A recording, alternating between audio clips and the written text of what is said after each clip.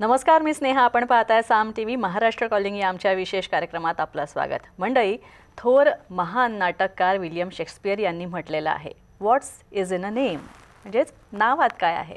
पण नावात काय आहे असं नुसतं म्हणून चालत नाही.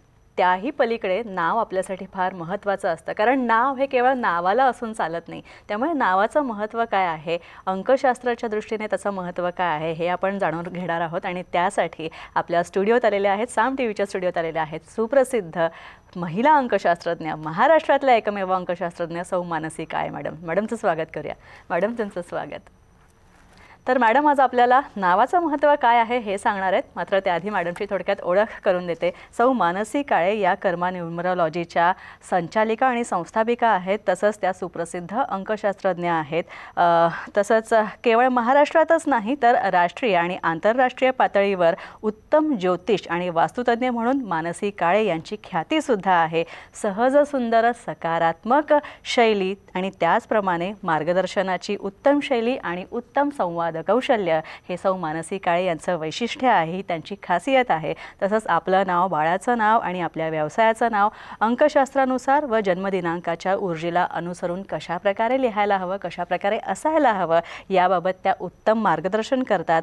अनेक व्यावसायिकांना सुद्धा त्यांनी त्यांच्या व्यवसायाचं नाव, कंपनीचं नाव, ब्रँड, लोगो हे डिझाईन करून दिलेले आहेत आणि त्यामुळेच सगळ्यांना विकासाचा एक मार्ग जो आहे तो सापडलेला आहे. त्याचप्रमाणे आपले आणि आपल्या व्यवसायाचं नाव हा एक ब्रँड असायला हवा असं सुद्धा त्यांचं मत आहे. चला तर मग आता जाणून घेऊया सौ मानसी मॅडम यांच्याकडनं की नावात नेमकं काय आहे. मॅडम, तुम्ही नेहमी म्हणता की आपलं नाव हे व्यवस्थित असायला हवं, पण नावात खरंच असं काय आहे? मी म्हणेन स्नेहा, जर का मी तुझं नाव काहीतरी वेगळं घेतलं तर तू नक्की माझ्याकडे बघशील का? तू म्हणशील नाही मॅडम, कुणाला तरी दुसऱ्याला आवाज देतात. तर हे नाव तुमची ओळख आहे. जेव्हा जेव्हा त्या नावाचे स्पंदनं तुमच्याबरोबर म्हणजे कानावरती तुमच्या पडतात, तेव्हा ॲटोमॅटिकली तुमच्या बॉडीमध्ये एक वेगळं केमिकल किंवा एक वेगळ्या व्हायब्रेशन तयार होतात त्या नावाच्या ऊर्जा, आणि त्या ऊर्जाच तुमच्यासाठी संतुलनाचं काम करतात. त्या जर का तुमच्यासाठी फॉर असतील तर नक्कीच तुम्हाला त्याचा फायदा होईल. कुणी कुणाला असं म्हणत नाही, ए शुकशुक तू कोण आहेस, ए तू कुणाचा मुलगा आहेस, असं कुणी विचारत नाही. लोक म्हणतात अरे तुझं नाव हे आहे. जसं मानसी काळे किंवा स्नेहा हे जी नावं आहेत, ही नावं जी नावं ज्याला फॉर आहेत ते लोक ज्या वरच्या लेवलला गेले त्यांच्या नावानूच म्हणजे नाव जर घेतलं तर लगेच तुम्हाला त्यातनंच एक वेगळं इन्स्पिरेशन मिळतं, पॉझिटिव्हिटी मिळते किंवा त्या नावाच्या व्हायब्रेशन तुमच्यावरती तशा काम करतात. तर हे नावच माणसाला वर आणतं, नावच माणसाला खाली नेतं. पूर्वीच्या काळी एवढं नव्हतं, एवढं सायन्स पुढं गेलं नव्हतं किंवा लोकांना एवढं माहिती नव्हतं, एवढं पुढे नॉलेजचा प्रसार नव्हता. आता सगळ्यांना सगळ्या गोष्टी माहिती आहेत. सगळेजण यूट्यूबवर, गुगलवर सगळ्या गोष्टी सर्च करतात. त्यामुळे प्रत्येकाला माहिती आहे की काय गोष्ट घेतल्याने काय होतं. हे स्पंदनशास्त्र आहेत. याच्यामध्ये अल्फाबेट्सला नंबर्स आहेत आणि ते नंबर तुमच्या भाग्यांक, मूलांकाशी मॅच व्हायला पाहिजे. नावाला आपण म्हणतो नामांक, नावाचा नंबर पण तुमच्या बर्थडेटला सिंक्रोनाइज व्हायला पाहिजे. जर ते नावच परफेक्ट असेल तर नक्कीच तुम्हाला त्याचा फायदा होऊ शकतो. कुंडलीत सुद्धा जेव्हा नाव येतं बघा, राशी अक्षर, नक्षत्र अक्षर अशा भरपूर गोष्टी असतात. तर ते राशी अक्षर म्हणजे काय, ज्या वेळेस तुमचा जन्म झाला आहे त्यावेळेस आकाशात जी परिस्थिती होती नक्षत्रांची, राशींची, ग्रहांची, त्या हिशोबाने त्या नक्षत्रांचं, त्या राशीचं एक नाव आहे. त्याचं एक पहिलं लेटर आहे की जे लेटरनी तुम्ही सुरुवात करता. स्वर आणि व्यंजन हे दोन प्रकार आहेत. स्वर ह्याच्यातनं नाकातनं निघतात किंवा काही व्यंजनं असतात ती घशातनं निघतात. तर त्या प्रत्येकाला एक व्हायब्रेशन येते आणि वेगवेगळ्या गोष्टीला त्याचं एक आपण म्हणू ऊर्जा तयार होते. सकारात्मक ऊर्जा, पॉझिटिव्ह ऊर्जा, ती सगळी ऊर्जा तुमच्यावरती काम करते. एखाद्याचं नाव चुकीच्या नंबरवर गेलं किंवा चुकीचं नाव ठेवलं गेलं. आता तुम्हीच विचार करा की पूर्वीच्या काळी ना जेव्हा पिक्चरमध्ये एखादा विलन असायचा, शक्ती कपूर असं म्हणलं की आपल्या डोक्यात काहीतरी वेगळंच यायचं. ॲक्च्युली शक्ती हे नाव चांगलं होतं पण त्याचं जे कॅरेक्टर होतं ते त्याला शोभतच नव्हतं आणि ते नाव ऐकलं रणजित, शक्ती कपूर हे आमच्या वेळेसचे विलनची नावं होती आणि ती ऐकल्यावरती माणसाला वेगळंच काहीतरी वाटायचं. आणि आत्ता जर का आपण वेगळी नावं जर का अशी बघितली, अमिताभ बच्चन बघा, सचिन तेंडुलकर बघा, ही जी नावं आहेत या नावांवरती आपल्याला वेगळं एक व्हायब्रेशन वलय निर्माण झालेलं वाटतं. तर हीच नावं आहेत. आता कुणी कैकई तर नाव ठेवणार नाही, रावण तर नाव ठेवणार नाही, कारण त्या नावाला ते सगळं वलय तयार झालेलं आहे, त्या व्हायब्रेशन तयार झाले. तर तुमच्या नावाला चांगल्या व्हायब्रेशन येणं पूर्वी माहिती नव्हतं, पण आता सगळ्यांना तेवढी जागरूकता आली आहे. हे सायन्स प्रत्येकाला कळतं आहे. न्यूमरोलॉजीनी स्पेलिंग कसं बनवायचं, त्याचा नामांक मूलांक कसा ठरवायचा, हे सगळं आता प्रॉपर सायंटिफिकली तयार होतं आहे. तर आता करायचंच आहे, ठेवायचंच आहे, तर चांगलं ठेवूयात. बघा, नाव ही एकमेव गोष्ट आहे की जे तुम्ही ठेवू शकत नाही लहानपणी. तुम्हाला नेहमी नाव तुमच्या आई वडिलांकडनंच मिळतं, कारण पाळण्यात नाव ठेवलं जातं, बारसं केलं जातं. तर आई वडिलांची मी म्हणेन की आता रिस्पॉन्सिबिलिटी आहे आपल्या मुलाचं नाव चांगलं ठेवणं, कारण तेच त्याला आयुष्यभर पुरणार आहे. बाकी सगळ्या गोष्टी तो तयार करणार आहे, करिअर करणार आहे, बाकी सगळं करणार आहे, पण तुमचं नाव त्याच्यासाठी आयुष्यभराची एक गिफ्ट आहे. आणि मग ते नाव जर का चांगलं आपण ठेवलं आणि त्याच्या व्हायब्रेशन चांगल्या गेल्या तर हरकत काय, ठेवायचंच आहे तर बघून ठेवूयात, करायचंच आहे तर ते बघून केलं तर अजून चांगलं होईल. आणि पॉझिटिव्हिटी त्याच्यातनं आली, आपल्याला त्याच्यातलं लॉजिक समजलं. मी म्हणते तुम्हाला पटलं तर गोष्टी करा, नाही पटलं तर सोडून द्या. आपल्याला पटलं तर करायचं, नाही पटलं तर सोडून द्यायचं. जर त्यातलं लॉजिक पटलं, त्याचे राशी अक्षर, नुसतं न्यूमरोलॉजिस्ट असणं भाग नाही आहे, त्यासाठी त्यांना ज्योतिषाची पण माहिती असणं गरजेचं आहे. कारण नाव पण आपण ठेवणार आहोत, ज्योतिषशास्त्राच्या व्हायब्रेशन पण आहेत, कारण याच्यामध्ये पण खूप गोष्टी आहेत. राशी, नक्षत्र, भाव आणि न्यूमरोलॉजिकली सनशाईन, मूनशाईन आणि प्रत्येकाचं म्हणजे पायथागोरस, किरो, सेफोला अशा वेगवेगळ्या सिस्टीम्स आहेत. तर तुम्ही कुठल्या ह्याला कुठली सिंक्रोनाइज करताय आहात आणि नक्की काय त्याच्या व्हायब्रेशन तयार होणार आहेत ह्याच्यावरती बाकीच्या सगळ्या गोष्टी ठरणार आहेत. तर मी म्हणेन बंगल्याचं नाव, स्वतःचं नाव, मुलीला लग्नानंतर तिचं नाव बदलायचं असतं. जेव्हा ती तिचं नाव बदलून जाते, स्नेहा तुम्हाला आता जो विषय विचारला की नाव खरंच आहे का, तर तू हा विचार कर की जेव्हा लग्नानंतर मुलगी त्या दुसऱ्या घरी जाते तेव्हा ती तिचं नाव बदलते, म्हणजे तिची पूर्ण आयडेंटिटी ती बदलते आणि त्यांची आयडेंटिटी ती स्वीकारते. आणि मग त्याच वेळेस ते नाव जर का प्रॉपर नंबरला गेलं असेल तर संभाव्य धोके टाळले जातील, म्हणजे त्यानंतर ज्या होणाऱ्या गोष्टी आहेत त्या पण बदलल्या जातील. आणि ते नाव जर प्रॉपर नंबरला गेलं आणि तर तिच्या नवऱ्याबरोबरच्या त्या लोकांबरोबरच्या असलेल्या सगळ्या व्हायब्रेशन तिला चांगल्याच मिळतील, सकारात्मकच मिळतील. आणि बदलायचंच आहे तर मग प्रॉपर बदलू, कारण लहानपणी आईवडिलांनी बघून ठेवलेलं नाही आहे. तर मुलीला एक चान्स आहे नाव बदलायचा, मुलांना नाही आहे. मुलींना तर आहे, कारण त्यांचं नाव बदललं जातं.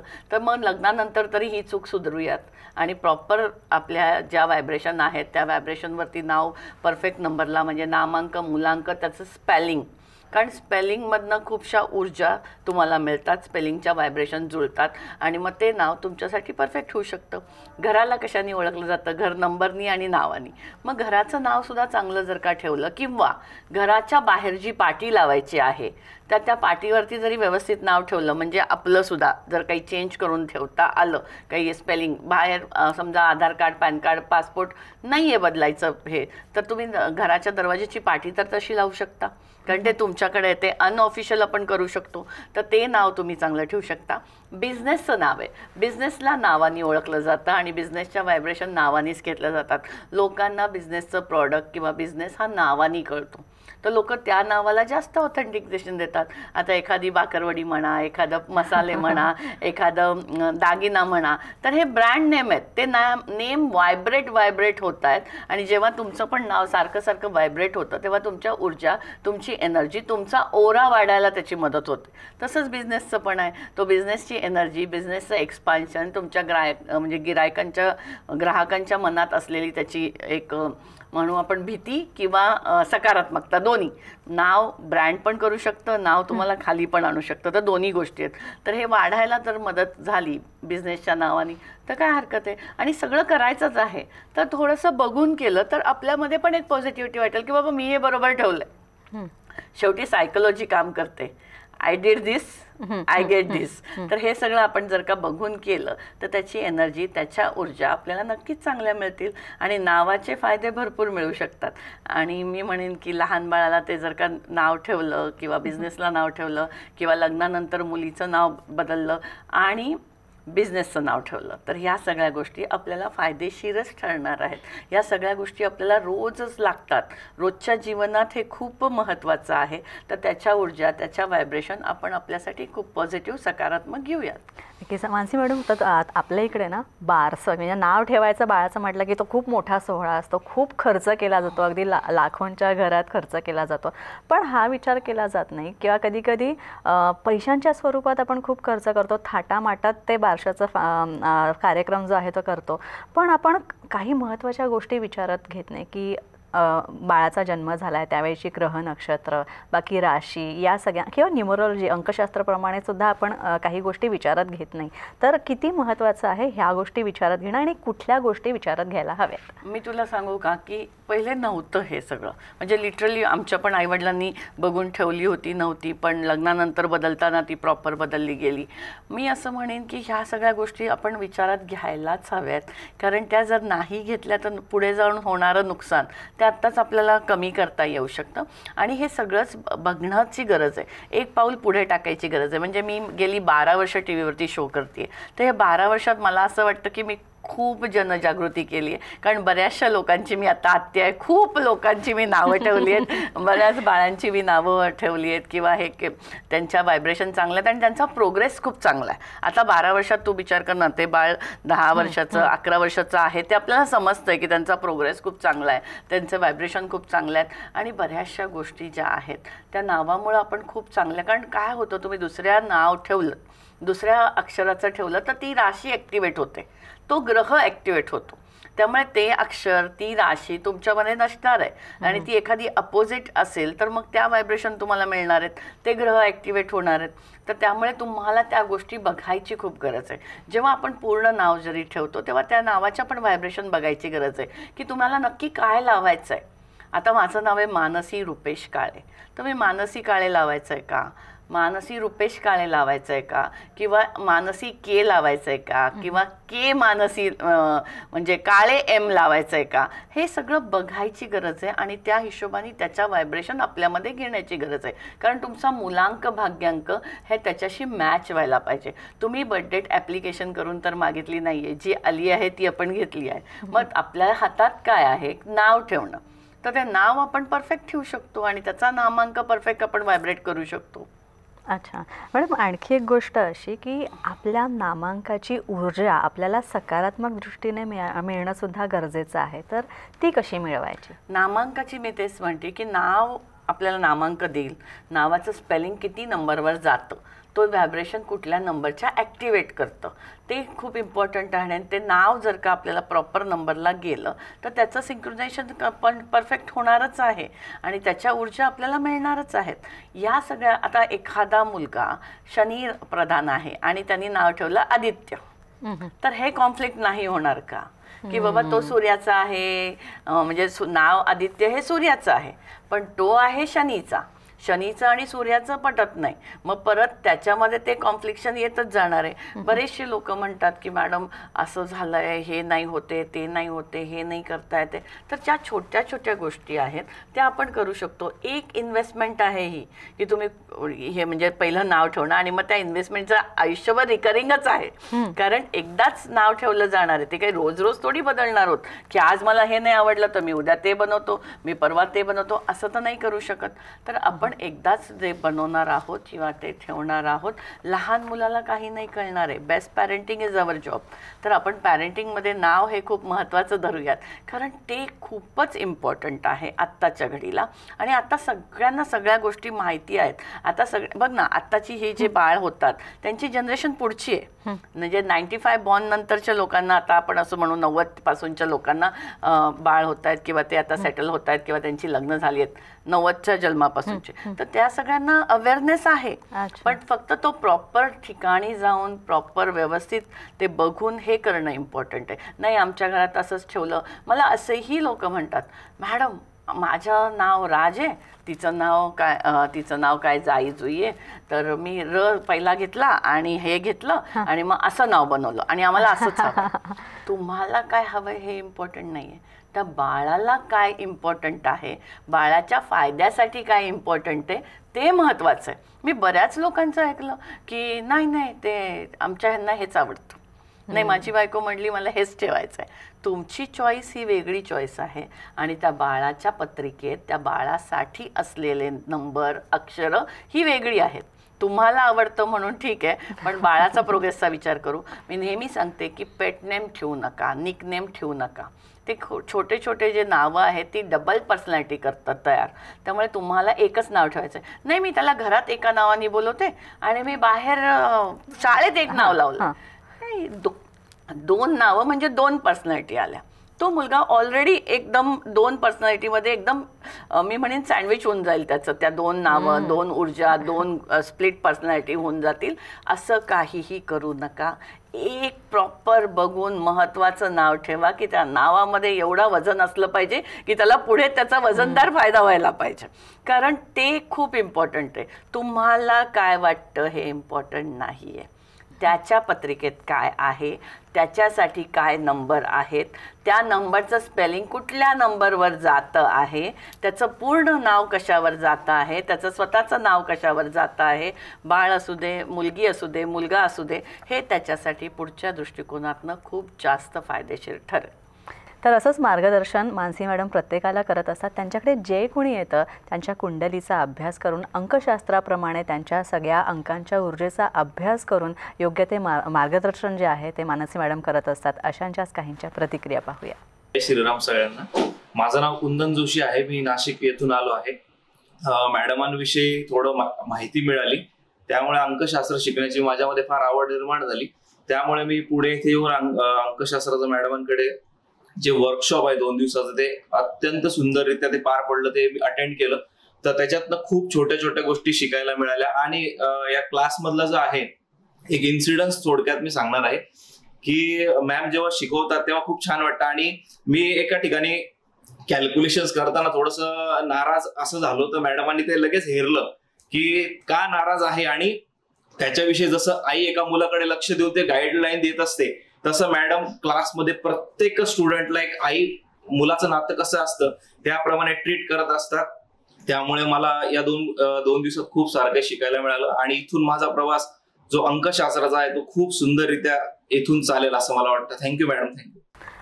मानसी मॅडम, खरं तर अनेक जण आपल्याला फोनद्वारे ईमेलद्वारे विचारत असतात. तर तुमच्यासाठी संयोगिता विजय दामले नाशिकवरून त्यांनी ईमेल पाठवलेला आहे आणि त्यांनी विचारलं आहे की त्यांचा विवाह होण्यासाठी खूप अडचणी येत आहेत आणि त्यामुळे त्या खूप त्रासल्या आहेत, काय करायचं. त्यांनी जन्मस्थान सांगितलेलं आहे मुंबईचं.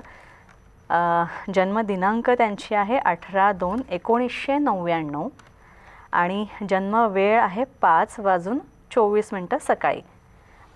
मुंबई भांडूपचं जन्मस्थान आहे त्यांचं जन्मस्थळ. संयोगिता दामले, जन्मतारीख आहे 18/12/1999, राईट. हिचा मूलांक आहे 9 आणि भाग्यांक आहे 3. या कुंडलीमध्ये 9 नंबर आपण म्हणू की 3 वेळा आला आहे आणि मुलांकामध्ये पण 9 वेळ आणि भाग्यांक आहे 3 नंबरचा. तुम्ही जर का माझे पहिले एपिसोड्स बघितले यूट्यूबला जाऊन तर आपण नंबरविषयी खूप माहिती दिली. आता इथे वेळ कमी असतो त्यामुळे बोलता येत नाही. आपलं यूट्यूब आहे, इंस्टाग्राम आहे, फेसबुक चॅनल आहे, तिथे तुम्ही बघा की 9 नंबर म्हणजे नक्की काय, त्याच्या ऊर्जा कशा येऊ शकतात. इथे 9 नंबर जास्त वेळा आला आहे. कुठलाही नंबर जास्त वेळा आला तर तो त्रास देणार आहे. समजा मला 1 चपाती खायची आहे पण मी 3 चपात्या खाल्ल्या तर मला अपचन होणार. तर तुम्हाला त्या प्रत्येक गोष्टीचं संतुलन हवं आहे. जसं मी म्हणते की बर्थडेट काय आपण ॲप्लिकेशन करून आली नाही, जी आली आहे ती आहे. तर ह्याच्यामध्ये 9 नंबर जास्त असल्यामुळे ही मुलगी थोडीशी ॲग्रेसिव्ह असू शकते. तर हिने स्वतःमधला ॲग्रेशन थोडं कमी करणे, स्वतःमधला इगो थोडा कमी करायची गरज आहे. मी असं म्हणत नाही आहे की कसं आहे माहिती की लग्न होणं इम्पॉर्टंट नाही आहे, माझ्या दृष्टीने ते टिकणं जास्त इम्पॉर्टंट आहे. तर ह्या काही गोष्टी आहेत ज्या न्यूमरोलॉजीच्या माध्यमातून परफेक्ट कळू शकतात की तुमच्यामध्ये गुण काय, दोष काय आहेत. तर गुणांना आपण वाढवूयात, दोषांना कमी करूयात. तर मी म्हणेन की गणित मासा गणित तोला हे आहे, हे आत्ता आहे, आईवडिलांकडे चाललं ठीक आहे, पण लग्नानंतर हे वेगळ्या गोष्टी होणार आहेत. त्या वैवाहिक जीवनात दोघा जोडीदाराची निवड करताना ती जास्त चांगल्या प्रकारे होण्याची गरज आहे. कारण एक मी परत एकदा सांगेन की आईवडील जसं नाव ठेवतात तसंच नवरा किंवा बायको निवड करणे हे आपल्या हातात आहे.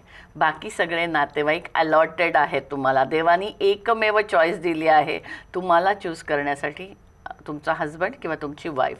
तर ती चॉईस आपल्या दृष्टिकोनातनं खूप चांगली हवी आहे. तर मी इथं असं म्हणेन की हिनी जरा थोडंसं बघून लग्न करायची गरज आहे. स्वतःमधला ॲग्रेसिव्हनेस थोडा कमी करायची गरज आहे. आणि मुलांक 9 आहे त्यामुळे ते मूड स्विंग्स जास्त आहेत ते कमी होणे. पण भाग्यांक 3 असल्यामुळे तिच्याकडे नॉलेज खूप आहे. Knowledge and creativity not use is a garbage.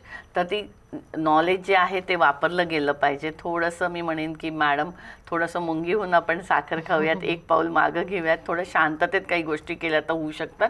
2024 आत्ता चांगलं वर्ष आहे, लग्नासाठी पण चांगलं वर्ष आहे. तर तुम्ही करू शकता. तुमची रास येते कुंभ आणि लग्न रास येते मकर. आता शनी कुंभेला गेला आहे त्यामुळे शनी पुढच्या घरात आहे.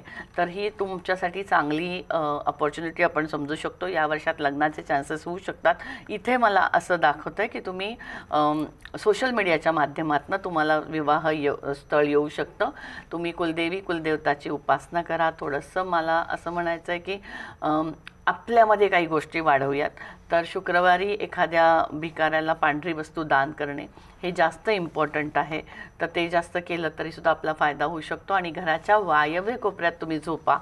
दक्षिणेला डोकं, उत्तरेला पाय करून, कारण वायव्य दिशा ही कम्युनिकेशनची दिशा आहे, ऑपॉर्च्युनिटीची दिशा आहे. आणि आपल्याला त्या घरातनं आता बाहेर निघायचं आहे तर आपण वायव्य कोपऱ्यात झोपलो तर ती हवेची दिशा आहे आपण असं म्हणतो. तर तिथे तुम्ही झोपलात तरी बऱ्याच गोष्टी होऊ शकतात. सोशल मीडियाच्या माध्यमातून तुम्हाला स्थळ येण्याची शक्यता इथं दिसती आहे. तर तुम्ही बघून करा. आणि माणिक रत्न वापरलं तरीसुद्धा चालू शकतं. नक्कीच. तर संयोगिताजी तुम्ही सुद्धा मानसी मॅडमचं मार्गदर्शन घ्या. आता तर तुम्हाला मानसी मॅडमने चांगलं मार्गदर्शन केलं आहे, मात्र आणखी तुम्हाला सखोल मार्गदर्शन हवं असेल तर तुम्ही खाली नंबर जे स्क्रीनवर दिसत आहेत ते तुम्ही नोट डाऊन करून घ्या. मानसी मॅडमना त्यांना भेटा, त्यांची अपॉइंटमेंट घ्या आणि रीतसर तुमचं पुढचं जीवन जे आहे ते सुखकर करा. मॅडम आणखी एक प्रश्न आहे की आपला विषयाचा नावात काय आहे तो आहे तर मी अजून एक सांगेन. संयोगिता मॅडमनी स्वतःचं नाव बदलायची गरज आहे. कारण संयोगिता हे नाव त्यांना सूटच होत नाहीये. संयोगिता ह्या बघ ना, मी म्हणते ना की कसं आहे, संयोगिता हे राणी वगैरे राजवाडे त्या ह्यातलं नाव होतं. आणि यांच्यामध्ये मी आत्ता मगाशी एक्सप्लेनेशन देताना हे सांगितलं की थोडा इगो कमी करायची गरज आहे. तर नावाचं वलय ऑटोमॅटिकली तुमच्यापर्यंत येतं. तर या संयोगिता नाव लग्नानंतर बदललं तर त्यांच्यामध्ये पण थोडासा मृदूपणा येऊ शकतो आणि ॲडजस्टमेंट होऊ शकतं. तर संयोगिताजी नक्कीच तुम्ही मानसी मॅडमनी ज्या नोट्स तुम्हाला सांगितलेल्या आहेत, जे मुद्दे महत्त्वाचे सांगितलेले आहेत ते विचारात घ्या. तुमचं नाव बदलायचं आणि त्यासाठी जर तुम्हाला योग्य मार्गदर्शन हवं असेल तर तुम्ही मानसी मॅडमना नक्कीच येऊन भेटू शकता. यानंतर पण आणखी मानसी मॅडमकडनं नावाचा महिमा काय आहे आणि जर आपलं नाव आपल्याला बदलायचं असेल, व्यवस्थित योग्य पद्धतीने लिहायचं असेल किंवा सहीच्या बाबतीत सुद्धा आपल्याला जर विचार करायचा असेल तर कशाप्रकारे सही असावी, सहीचं नेचर कसं असावं ते सुद्धा आपण जाणून घेणार आहोत. मात्र त्याआधी एक छोटासा ब्रेक घेऊया महाराष्ट्र कॉलिंगमध्ये.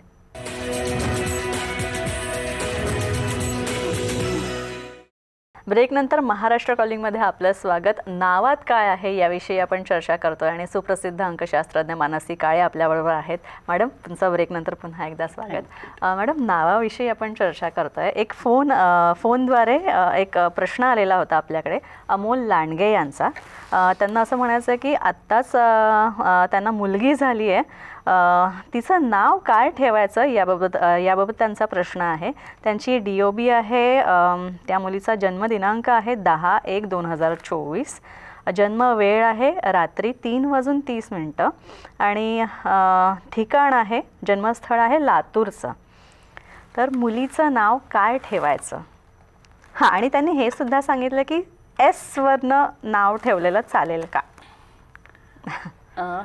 मी आत्ताच तुला सांगितलं होतं की हे काय करतात माहिती सगळेजण की माझं नाव हे आहे, आडनाव हे आहे, मग हे असं केलं तर एक जण आला तो म्हणला माझं नाव सचिन आहे आणि आमचं आडनाव चव्हाण आहे, तर S लावला तर SSC होईल ना मॅडम. ही असं कुठून काय काढतात की असं SSC. बघा, तुम्हाला S आवडला तरी जर का मी हिच्या कुंडली बघितली तुमच्या मुलीची तर तिचं राशी अक्षर येतं यो आणि राशी अक्षर येतं भ ध फ ढ आणि नक्षत्र अक्षर येतं यो. तर आता स पेक्षा यो मधनं ठेवलं तर जास्त चांगलं येऊ शकेल. म्हणजे योची खूप चांगली चांगली नावं आहेत, योगिता, योजना. मी असं म्हणत नाही की मी तुमच्या मुलीचं नाव ठेवते, पण तुम्ही मला काहीतरी नावं पाठवा योवरनं. मग मी त्याचं स्पेलिंग बनवायची जबाबदारी माझी.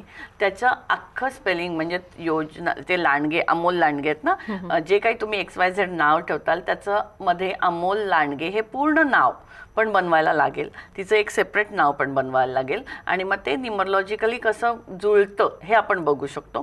तर मी असं म्हणेन की योवरनं जर का नाव ठेवलं तर त्याचा फायदा आपल्याला खूप चांगला होऊ शकतो. आणि तिचं आडनाव नाव तुम्ही मला पाठवा, योची सगळी नावं, मी त्याच्यातनं बाकीच्या गोष्टी बनवून देते तुम्हाला. आणि तिचा मूलांक 1 आहे, भाग्यांक 1 आहे, म्हणजे ती खूप हुशार किंवा मी म्हणेन की खूप जास्त तेजस्वी मुलगी आहे. तर तिचं आपण चांगलंच नाव ठेवू, कारण अमिताभ बच्चनकडे असलेले 4 अंक तिच्या जन्मतारखेत आहे. तर मी असं म्हणेन की तिचं डोकं खूप जबरदस्त आहे, ती खूप हुशार आहे. तर आपल्याला नाव हे आपण आपल्याकडचं चांगलं गिफ्ट तिला देऊयात. आणि नाव खूप चांगल्या प्रकारे काम करेल तिच्यावरती, कारण 1-1चं कॉम्बिनेशन आहे. ऑल प्लॅनेटचा राजा सूर्य, तिचा मूलांक पण 1 आहे, भाग्यांक पण 1 आहे. लाईफमध्ये भरपूर काही करायची क्षमता या मुलीमध्ये आहे. पण मग त्यासाठी एक नाव आपण जर का चुकीचं ठेवलं किंवा वेगळं ठेवलं तर ते कायमचं राहायला नको एक पॉईंट. तर ते बरोबरच ठेवूयात. तुम्हाला एस आवडतं म्हणून एस नाही, योवरनं नाव ठेवलं तर जास्त फायदा होईल.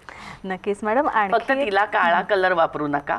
आणि 8 तारखेला तिच्या बाबतीत कोणतेही निर्णय किंवा 8 तारीख तिच्यासाठी एवढी चांगली असू शकत नाही, त्याचे सकारात्मक रिझल्ट मिळणार नाही, कारण ती 1 तारखेची आहे. 1 तारीख सूर्याची आहे आणि 8 तारीख शनीची आहे. शनी हा सूर्याचा अवारस पुत्र आहे असं आपण म्हणतो. छाया मार्तंड संभूतम तन्नमामी शनेश्वरम. शनीचं आणि सूर्याचं जर त्या कुंडलीत सुद्धा एका भावात बसले ते लोक, तर त्या भावाचे थोडेसे आपल्याला खराब फळं मिळू शकतात. तर आपण त्याच ऊर्जा घेऊयात. 1, 3, 5, 6, 7 यासाठी चांगले नंबर असतील. फक्त आपल्याला काळा कलर अवॉइड करायचा, बाकी सगळे कलर तिच्यासाठी चांगलेच आहेत. तर नाव आपण तिच्यासाठी चांगलं बनवूयात. नक्कीच. मानसी मॅडम, एक प्रश्न असा आहे की आपल्या नावाचं स्पेलिंग, आपलं नाव आणि त्याचं स्पेलिंग हे आपण अंकशास्त्राप्रमाणे, न्यूमरोलॉजीप्रमाणे व्यवस्थित कसं काय बनवून घेऊ शकतो? आता तुमचा नामांक काय आहे, तुमचा मूलांक काय आहे हे बघून कुठल्या नंबरच्या व्हायब्रेशन कुठल्या नंबरबरोबर मॅच होतात हे इम्पॉर्टंट आहे. कारण बघा, 1 नंबर सूर्याचा, 2 नंबर चंद्राचा, 3 नंबर गुरुचा, 4 नंबर राहूचा, 5 नंबर बुधाचा, 6 नंबर शुक्राचा, 7 नंबर केतूचा, 8 नंबर शनीचा, 9 नंबर मंगळाचा.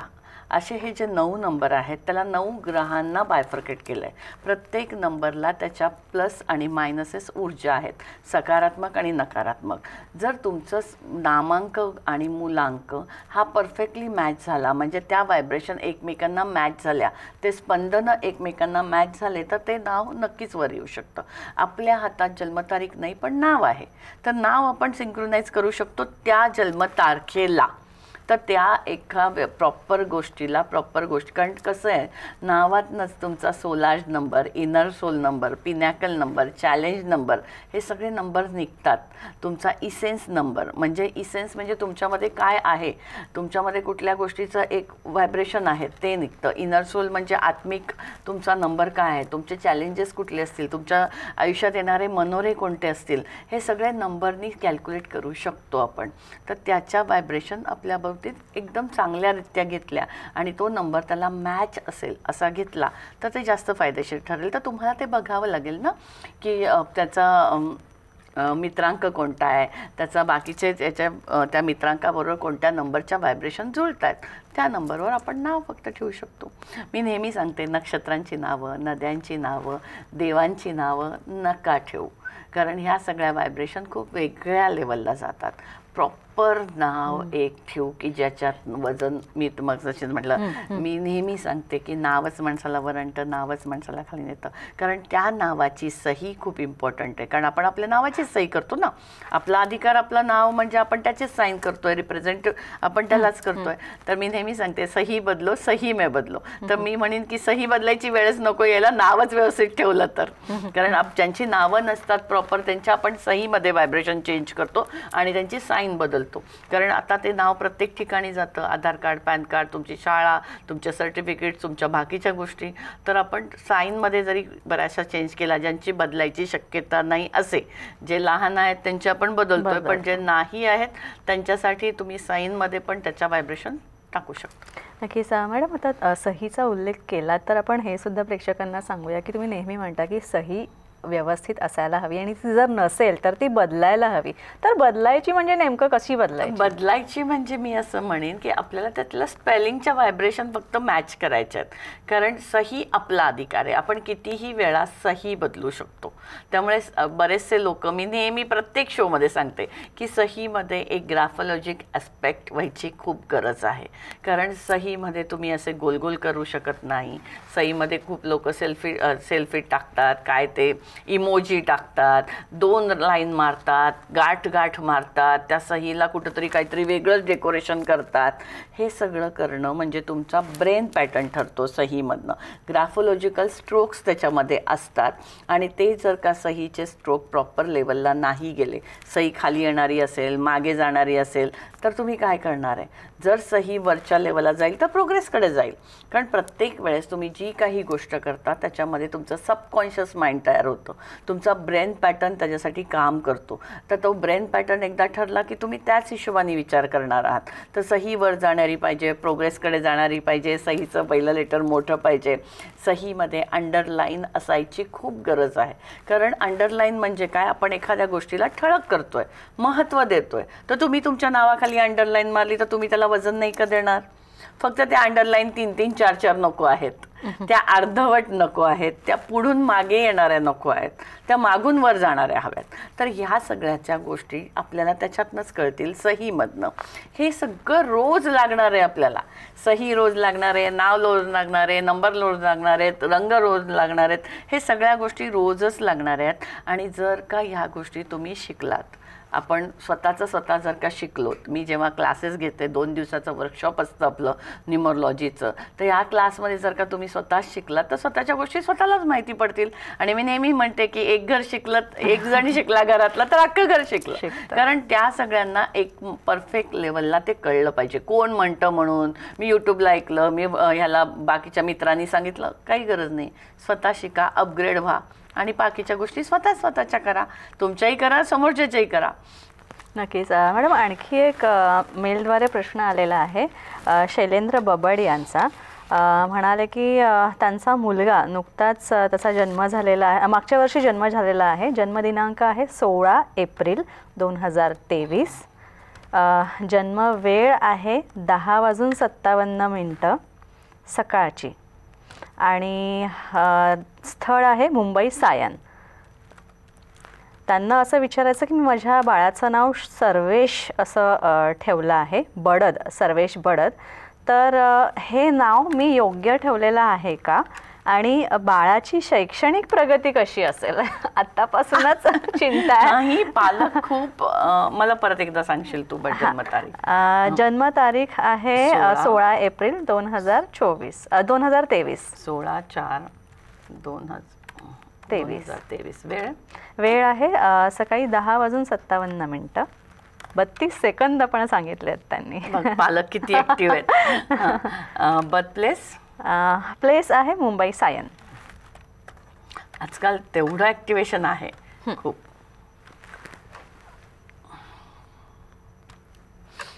मी म्हणलं ना की आत्ताची पिढी खूप जास्त हुशार आहे आणि मुलंही तेवढ्याच हिशोबाने हुशार आहेत. पण मी नेहमी हेच बघते की आपल्या सगळ्यांमध्ये, आपण 1900च्या पिढीमध्ये जन्मले आहोत, आपल्यामध्ये 1 आणि 9 नंबर आहे. पण काही मुलांमध्ये तो 1 आणि 9 नंबर नाही आहे.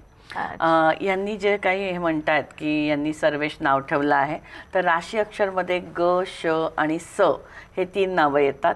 पण नक्षत्राक्षरमध्ये गो नाव येतं.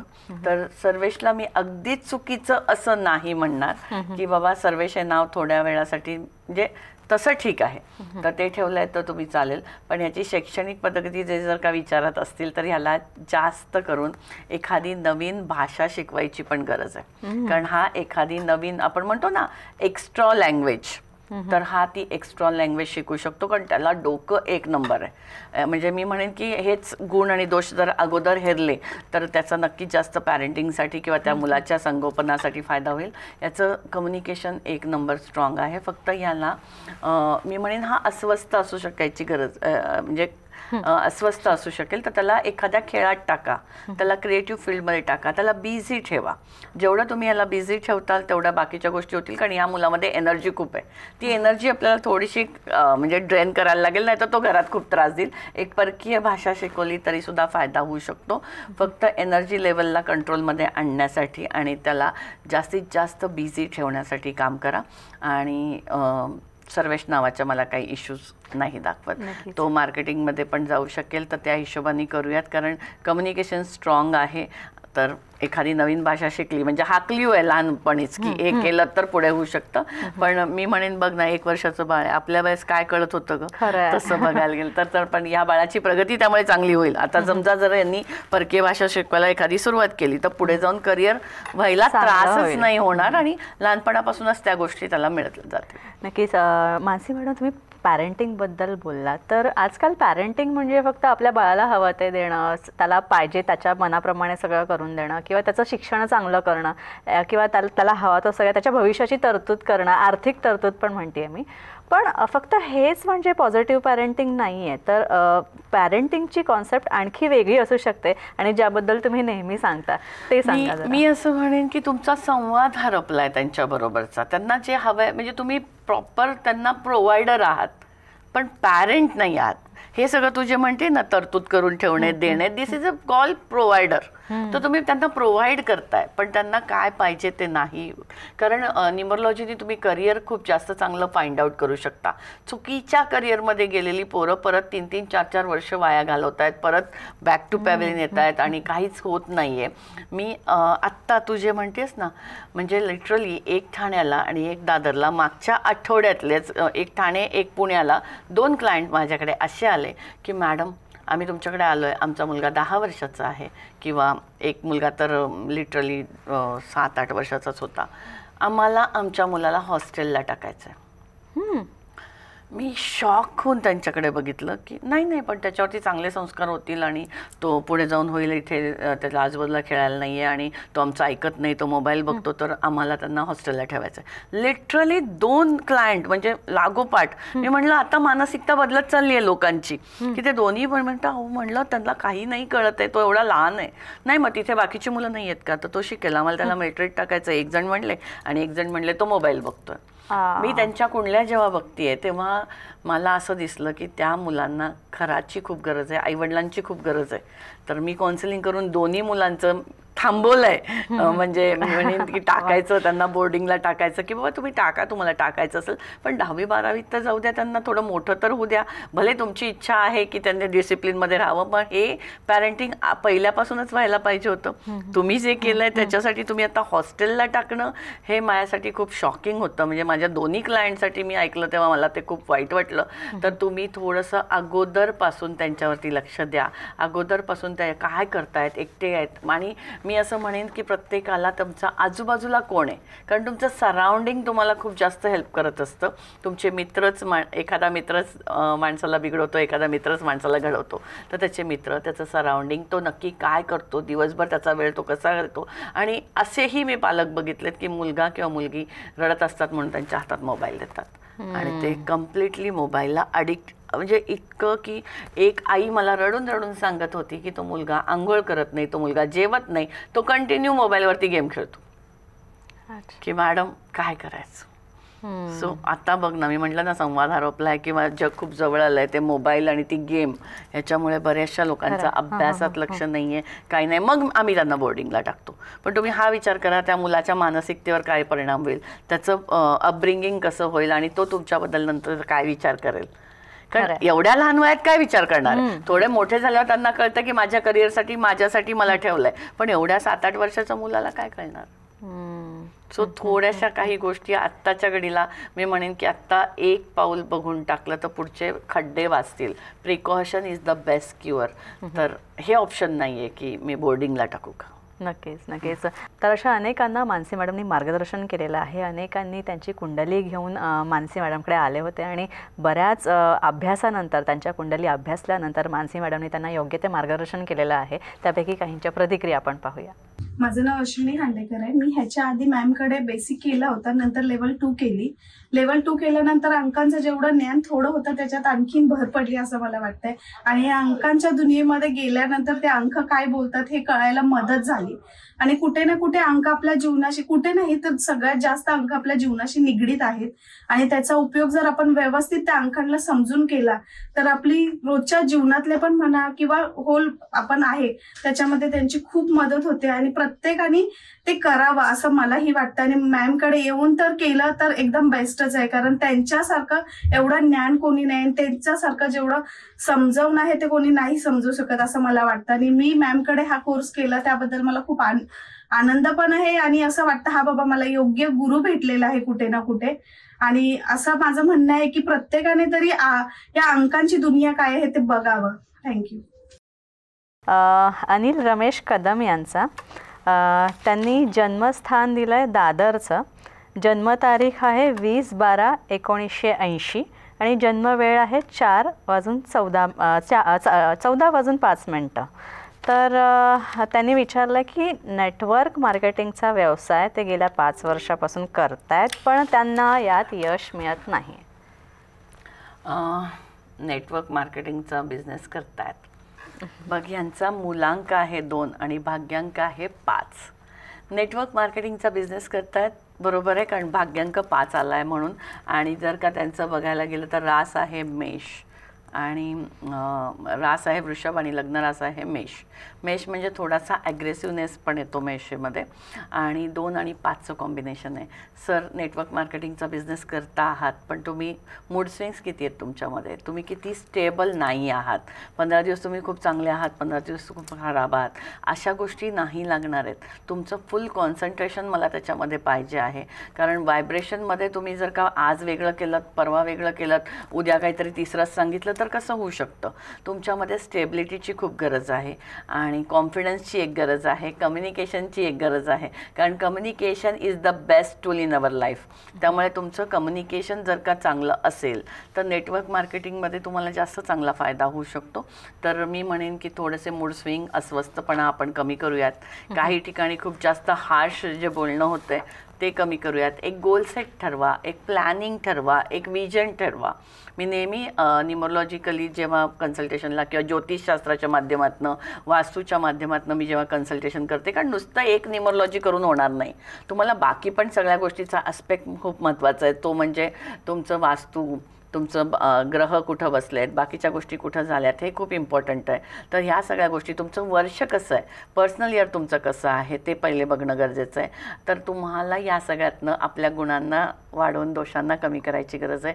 नेटवर्क मार्केटिंगला तुम्ही जे करिअर चूज केलं आहे त्या करिअरला तुमच्यामध्ये काही गोष्टी अंगभूत असण्याची गरज आहे. ती वाढवल्यात तर ॲटोमॅटिकली त्या गोष्टी होऊ शकतात. इथे करिअरमध्ये प्रॉब्लेम यायचं कारणच हे आहे की आपण अस्थिर आहोत. तर आपली स्टेबिलिटी येण्याची खूप गरज आहे, ती आपण करू शकतो. त्याच्यामध्ये एक तुम्ही ह्याच्यामध्ये पवळं वापरलं तरी चालणार आहे. त्याच्यानंतर सूर्याला जलगात द्या, अर्ध द्या. तुमच्या स्वतःची स्टॅबिलिटी वाढवा. तुमच्या हातात मला गोल्डन सिल्वर एकत्र असलेलं वॉच हवं आहे. आणि मेन फोकस खूप इम्पॉर्टंट आहे, ती करण्याची गरज आहे. ती केली तर बाकीच्या गोष्टी होऊ शकतात. नक्कीच मॅडम. आता व्यवसायाचा विषय निघाला आहे त्यामुळे मी विचारते की बऱ्याच जणांना व्यवसाय तर करतात, पण त्या व्यवसायाचं नाव कसं असावं किंवा ती कंपनी असेल त्यांची तर त्याचा ब्रँड नेम किंवा त्याचा लोगो काय असावा, तो त्याची डिझाईन काय असावी किंवा त्यात रंगसंगती कुठल्या असाव्यात, याबद्दल सुद्धा तुम्ही मार्गदर्शन करतात. तर बिझनेस कन्सल्टेशन हा वेगळाच एक पार्ट असतो. त्याच्यामध्ये बिझनेसच्या सगळ्या गोष्टी आपण कव्हरअप करतो. कारण बिझनेसला नावाने ओळखलं जातं. बिझनेसला एक मोबाईल लागतो, कारण त्याच्यातनं तुम्हाला फोन येणार आहेत, त्याच्यातनंच तुम्हाला ऑर्डर येणार आहेत. तर तो मोबाईल नंबर कसा असावा, त्याच्यानंतर त्याचं व्हिजिटिंग कार्ड, बिझनेसचं व्हिजिटिंग कार्ड हे बिझनेसचा लोगो हा तुमचा बिझनेसचा सिक्रेट सिम्बॉल आहे. त्यामुळे बिझनेसचं नाव कसं असावं हे खूप इम्पॉर्टंट आहे. बिझनेसचा लोगो कसा आहे, कारण बघा लोगोच तुमच्या खूप जास्त लक्षात राहतो, बाकीच्या गोष्टी लक्षात राहत नाही बिझनेसच्या. तर बिझनेसचं व्हिजिटिंग कार्ड, त्याची टॅगलाईन, त्याचा मोबाईल नंबर, त्याच्यातले असलेल्या सर्व्हिसेस आणि बिझनेसची मांडणी की तुम्हाला कुठं बसायचं आहे, तुम्हाला कुणाला हायर करायचं आहे, तुम्हाला बिझनेस वाढण्यासाठी काय टिप्स हव्यात, हे खूप इम्पॉर्टंट आहे. तर ते न्यूमरोलॉजीच्या माध्यमातून आपण करतो. बिझनेसचं नाव, visiting card, colour, number, tagline, mobile number, ह्या सगळ्या गोष्टी आपल्याला करता येतील. कारण एकदाच हातोडा मारूयात, 100 वेळा हातोडे आपण मारू नाही शकत बिझनेससाठी की एकदा चालू केला नंतर बंद केला. पहिले तर तुम्ही हे बघा की तुमच्या पार्टनरची आणि तुमची बर्थडे त्याला फॉर आहे का, तुमच्या दोघांना मिळून कुठलं कॉमन नाव येऊ शकतं, त्या माणसाचे कधी पिरियड चांगला आहे त्या पार्टनरचा, हे इम्पॉर्टंट आहे. त्याच्यानंतर तुमचा पिरियड कधी आहे, कारण काही वेळेस मग ते फ्लक्च्युएट होऊ शकतं की आता पार्टनरचा बिझनेसला प्रॉब्लेम येतो आहे, कारण बरेचसे पार्टनरशिप येऊन तुटतात. जेव्हा काही नसतं तेव्हा सगळे काय म्हणतात आपण करू, आणि जेव्हा बनतं तेव्हा म्हणतात मी केलं. त्याच्यानेच बऱ्याचशा पार्टनरशिप तुटलेल्या आहेत. तर अशा पार्टनरशिप तुटायच्याच अगोदर एक सल्ला घेऊन बघूयात की ही पार्टनरशिप जुळते का, आणि जर ती जुळत असेल तर मग पुढे जाऊयात ना. कारण वेळ आणि पैसा खूप इम्पॉर्टंट आहे, आणि असं जर का काही झालं तर परत मागे आपण येतो आणि त्या वेळ पण जातो, पैसा पण जातो, आणि मग बाकीच्या सगळ्यातनं परत उठणं खूप मुश्किल असतं. त्यापेक्षा चालत्या गाडीत जाऊन बसूयात थांबलेल्या गाडीपेक्षा. नक्कीच. तर एकदाच मार्गदर्शन घ्या, त्यामुळे तुम्ही मानसिका यांना भेटू शकता, आणि खाली जे स्क्रीनवर नंबर दिले आहेत ते नंबर तुम्ही नोट डाऊन करून घ्या. त्याबाबतच मानसी मॅडम त्यासोबतच क्लासेससुद्धा घेतात, न्यूमरोलॉजीचे, अंकशास्त्राचे क्लासेस घेतात, टॉरो कार्ड रिडिंगचे सुद्धा क्लासेस घेतात. त्याविषयीसुद्धा तुम्ही त्यांचं मार्गदर्शन घेऊ शकता, त्यांच्याकडनं प्रशिक्षण घेऊ शकता. त्यामुळे खाली जे संपर्क क्रमांक दिलेत ते नक्कीच नोंद करून घ्या तुमच्या डायरीमध्ये, आणि त्यावर कॉल करून तुम्ही त्यांची रीतसर अपॉइंटमेंट घेऊन त्यांना भेटू शकता. मानसी मॅडम, आणखी एक महत्त्वाचं, जाता जाता आपल्या प्रत्येक कार्यक्रमात तुम्ही टीप देता जी प्रेक्षकांना नेहमी हवी असते, आणि प्रेक्षकांची सुद्धा नेहमी हीच मागणी असते की आम्हाला ती टीप ऐकायची आहे.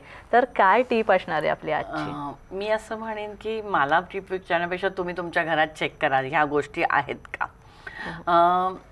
बघा, जसा प्रत्येकाचा वास्तूचा पण इम्पॅक्ट पडतो, भविष्याचा पण इम्पॅक्ट पडतो, नंबरचा पण इम्पॅक्ट पडतो, सहीचा पडतो, कलरचा पडतो. कारण वास्तूमध्ये तुम्ही राहता आहात, तुम्हाला पूर्ण वेळ तुम्ही तिथे झोपता आहात, त्या एनर्जी तुमच्यावर काम करतायत.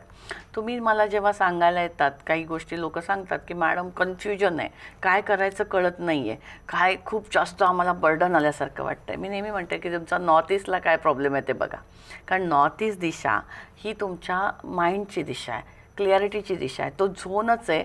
ईशान्य कोण, ईशान्य म्हणजे काय, ईश बसायची दिशा ईशान्य, ईशमान्य दिशा ईशान्य. देवाचा कोण आहे तिथे, तिथे व्हायब्रेशन खूप जबरदस्त आहेत. तो उत्तर आणि पूर्वेचा मधला एक कोपरा येतो. तर त्या कोपऱ्यात चुकून काही आपण ठेवलं आहे का, जड वस्तू ठेवल्या आहेत का, कारण त्या कोपऱ्याची एनर्जी जलतत्वाची एनर्जी आहे. तिथे आपण चुकून काही आग ठेवली आहे का, तिथे चुकून एखादा लाल कलर ठेवला आहे का, असं तिथे जड काही ठेवलं आहे का, हे बघा ॲटोमॅटिकली. कारण तुम्ही म्हणजेच तुमचं वास्तुपुरुष, तुम्ही म्हणजे तुमची एक वास्तू असं जरी धरलं तरी वास्तुपुरुषाचं डोकं नॉर्थ ईस्टला येतं. म्हणजे तुमच्या डोक्यावरती बर्डन येण्याचं कारण ते पण असू शकतं लॉजिकली. तर तुम्हाला ते बघायची गरज आहे की नॉर्थ ईस्ट कोपरा आपला किती चांगला आहे. तिथे अजिबात अननेसेसरीचं सामान ठेवू नका. तिथं टोचणाऱ्या वस्तू, लोखंडाच्या वस्तू अशा ठेवू नका. कारण लोखंड आणि पाणी जेव्हा एकत्र येतं तेव्हा रस लागतो, आणि डोक्यावर वजन असेल तिथे वास्तुपुरुषाच्या तर नक्कीच तुमच्या पण येण्याची गरज, म्हणजे शक्यता तर नाकारताच येत नाही. त्यामुळे तो नॉर्थ ईस्ट कोना साफ स्वच्छ, तिथे देवाच्या एनर्जीज, तिथे चांगल्या व्हायब्रेशन ठेवा. तुम्हाला काही कन्फ्युजन असेल त्या झोनमध्ये बसा, थोडा डोळे बंद करा, विचार करा, ॲटोमॅटिकली तुमच्यापर्यंत सकारात्मक ऊर्जा नक्कीच देवाची पण येईल, ईश्वराची पण येईल. कारण ईश्वरी ऊर्जेचंच हे स्थान आहे ईशान्य कोना. तर ईशान्य कोण्यात आपण त्या गोष्टी करू शकतो. नक्की सर, आपण पाहिलं सगळ्यात महत्त्वाची टिप मॅडमने दिलेली आहे. या गोष्टी तुमच्या घरात आहेत का, आणि असतील तर नक्कीच त्या दूर करा, आणि सकारात्मक परिणाम जे आहेत या गोष्टी तुम्ही दूर केल्यानंतर नक्कीच तुम्हाला दिसतील. मानसी मॅडम, तुम्ही इथे आलात त्यासाठी खूप खूप आभार तुमचे. यानंतर महाराष्ट्र कॉलिंगमध्ये इथेच थांबतोय. पुन्हा भेटूया नवीन विषयांसह आणि नवीन तज्ज्ञासह महाराष्ट्र कॉलिंगमध्ये. तोपर्यंत नमस्कार.